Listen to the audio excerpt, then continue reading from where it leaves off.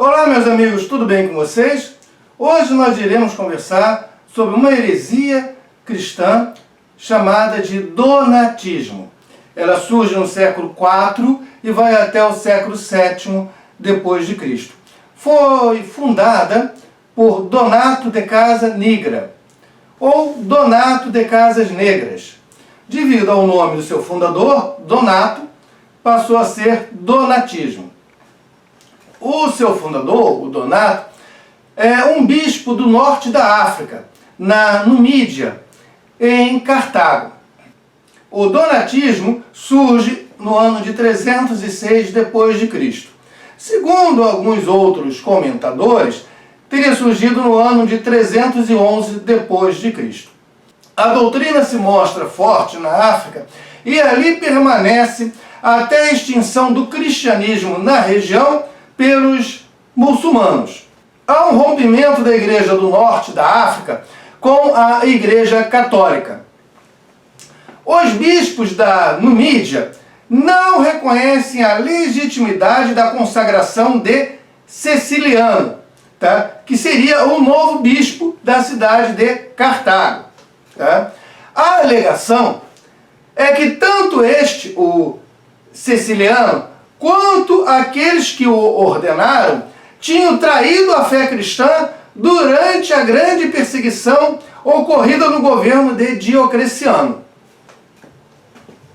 o imperador do Império Romano. Afirmam representar a verdadeira Igreja dos Mártires.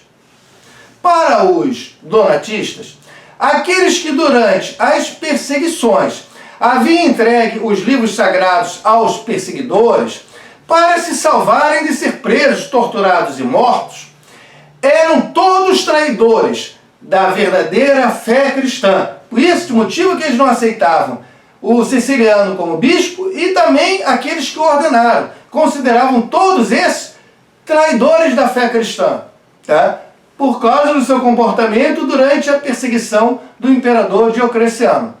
Preferiam salvar a sua vida, do que a sua fé. E o donatismo entende que se estas pessoas forem reintegradas à igreja, os seus sacramentos não teriam valor algum. Quem fosse por eles batizado, por exemplo, deveria ser rebatizado, por um sacerdote digno para que esse sacramento tivesse valor. Os donatistas se apresentam como sendo muito rigorosos. Buscavam uma igreja de santos, sem a presença de pecadores. A igreja cristã não pode perdoar ou admitir em suas fileiras que haja pecadores. O Papa, Roma, não? Defendia a validade dos sacramentos. Não é subjetiva e vinculada à pessoa que os ministrou. A validade é objetiva. Se segue corretamente o rito, são válidos. Essa é a posição de Roma, do Papa. Sendo, portanto, o Papa, Roma, contrário ao rebatismo. Batizou, está batizado. Não precisa batizar de novo. Os sacerdotes, segundo o donatismo, devem demonstrar pela sua vida e comportamento um estado de pureza. Não podem realizar sacramentos na igreja aqueles que não demonstrem um comportamento correto e exemplar, que tenham negado sua fé e sua verdadeira missão no passado. No século IV, o Agostinho de Hippo argumentou contra os donatistas, defendendo a validade dos sacramentos. Se segue o rito, o sacramento é válido. A posição vitoriosa nessa contenda foi a de que a validade dos sacramentos está presente mesmo quando administrados por ministros sabidamente pecadores.